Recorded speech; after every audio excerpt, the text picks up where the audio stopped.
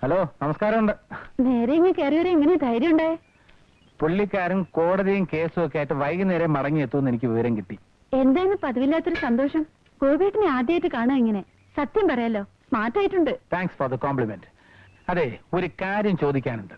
എന്റെ അമ്മാവനുണ്ടല്ലോ, നിന്റെ തന്തപ്പടി, ആ നീജൻ, എത്ര കട്ടി സ്വർണം കൊടുത്താൽ അങ്ങനെ വിലക്കെടുക്കാൻ പറ്റും? ഗോപിയേട്ടൻ എന്താ വട്ടുപിടിച്ചിരിക്കുക? ഒരു കുഴപ്പമില്ല. സ്കൂളിൽ വെച്ച് നീ തന്ന കാശുണ്ടല്ലോ മാനേജറെ ട്രീറ്റ് ചെയ്യാൻ, അതെന്റെ ജീവിതത്തെ ആകെ മാറ്റിമറിച്ചു. ഇനി എനിക്ക് ഒരിക്കലും തിരിഞ്ഞു നോക്കേണ്ടി വരില്ല. ബാങ്ക് ലോൺ ഇത്ര പെട്ടെന്ന് ശരിയായോ? എങ്ങനെയാണ് ശരിയാക്കിയെന്നുള്ളത് തൽക്കാലം അവിടെ നിൽക്കട്ടെ. നിന്നെ ഞാൻ എങ്ങനെയാണ് വിവാഹ മണ്ഡപത്തിലേക്ക് ആനയിക്കാൻ പോകുന്നതെന്ന് അറിയാമോ? കുതിരപ്പുറത്താ? അല്ല, സ്വർണ്ണ രഥത്തിൽ, സ്വർണം കൊണ്ട് മൂടി.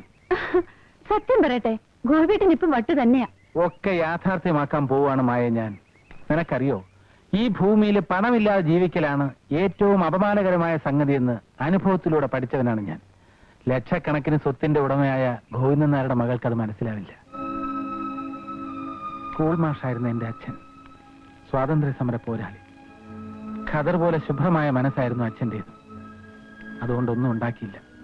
വളഞ്ഞ വഴിയിലൂടെ ഒന്നും ഉണ്ടാക്കാൻ നോക്കിയില്ല എന്നതാണ് സത്യം. എന്നിട്ടെന്തായി? ജപ്തി ചെയ്യപ്പെട്ട വീട്, എല്ലാ സ്വപ്നങ്ങളും ബലികഴിച്ച് തുണിക്കടയിൽ കൂലിക്കാരനായി നിൽക്കേണ്ടി വന്ന മകൻ. ഗോപിയേട്ടാ, എന്നെങ്കിലും ആരുടെയെങ്കിലും മുമ്പിൽ ഇതൊക്കെ നിറക്കി വെക്കണ്ടേ മായ?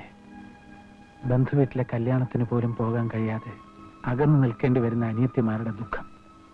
നിറം മങ്ങി നരച്ച സാരിക്ക് പകരം അവർക്ക് വേറൊന്ന് വാങ്ങിക്കൊടുക്കാൻ പോലും എനിക്കിതുവരെ കഴിഞ്ഞിട്ട്. എന്തിനാ ഗോപിയേട്ടാ ഇപ്പൊ ഇതൊക്കെ പറയണേ? ഇതിനൊക്കെ എനിക്ക് പകരം ചോദിക്കണം. ഈ നാട് പോലും വിലയ്ക്ക് വാങ്ങാൻ കഴിയുന്ന കോടീശ്വരനാവാൻ പോവുകയാണ് നിന്റെ ഗോപിയേട്ടൻ.